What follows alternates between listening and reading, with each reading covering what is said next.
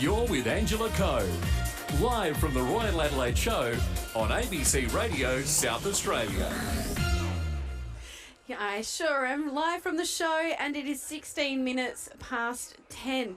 Now, speaking about some of the work that goes on in the background, there is hours and hours worth of time packing thousands of show bags that'll be brought over the course of the show. And one of the organisations involved in the packing is Bedford. They're the largest disability employer in Australia, and one of the show bag packers was Connor Dawkins. Good morning, Connor. Might just try that again. There we are. Morning. We got you now. I just didn't quite have you in my ears there. So you were packing some show bags. Yep. How many do you reckon you packed? I reckon over 1,000 show bags a day. Wow, that is a lot of show bags. And what was your what's your hot tip on the best show bag to get? Probably the birdie beater ones, which are always popular. Very popular one. And which ones were you packing the most of? My area was doing like the minty ones. Mm-hmm. It has like some fantail ones, the mint patties, and I think the snakes one, Yeah. the redskin ones. Is it hard not to sneak a red skin here or there? Yes, it's always tempting. But you got a job to do, so we're not doing that, are Nope. we, Connor? No. And Kelly's with me as well. Kelly is Chief Marketing Officer with Bedford. Good morning, Kelly. Hello. Now, I hear that you might have had something to do with a historical moment with the show bag packing. Yes, Bedford is proud that we packed over 100,000 show bags, Whoa. including the last ever Fantails show bag. I will have to get one of those because it's an office secret, not anymore, that we have fantails. We had fantails on our desk every day, and now they're going out of service, so maybe I'm going to have to get a couple of them before we go. Head on over. Get everyone a show bag before I go home. So 100,000 show bags. So you'll be walking around today thinking, I might have packed that. I might have packed that bag. How cool is that to see that? Very cool. Yeah. Now I understand that you also have another role at the show. What else do you get up to? I do Special Olympics 10-pin bowling. I represented South Australian National Games in Launceston last year. Congrats. And how did you go? Good, became first, second and fourth. What? That's an amazing... So you got a gold medal. Yeah. That's incredible. And I've got to give a bit of a personal shout out here because my brother, Kane, he was in your team as well. Yeah. And I know that he's listening right now, so good morning to Kane. And he's one of your mates as well, Yes, isn't he? he's funny as.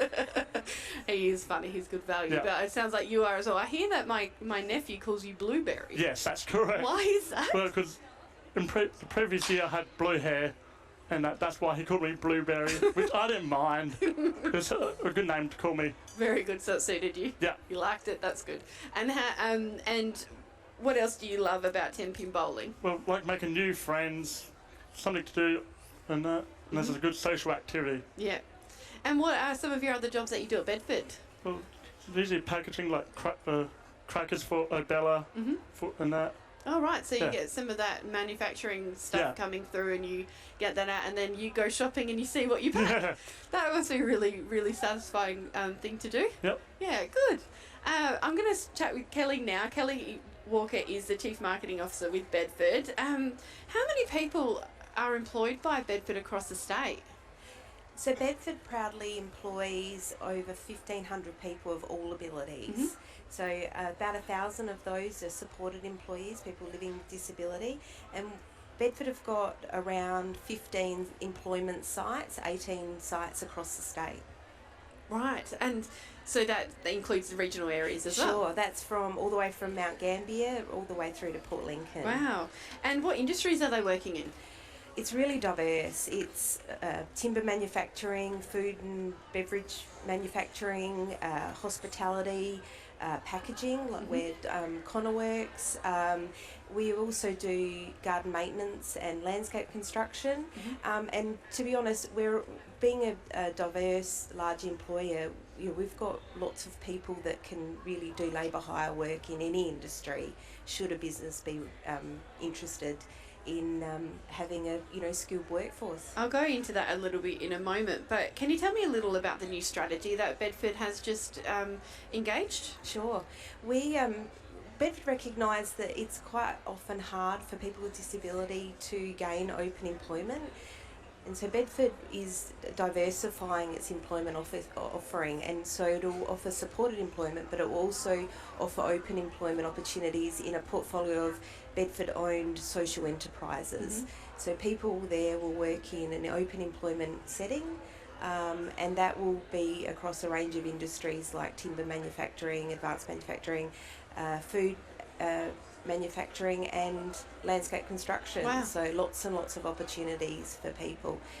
We also do job coaching for people with disability who might be looking for open employment in the community.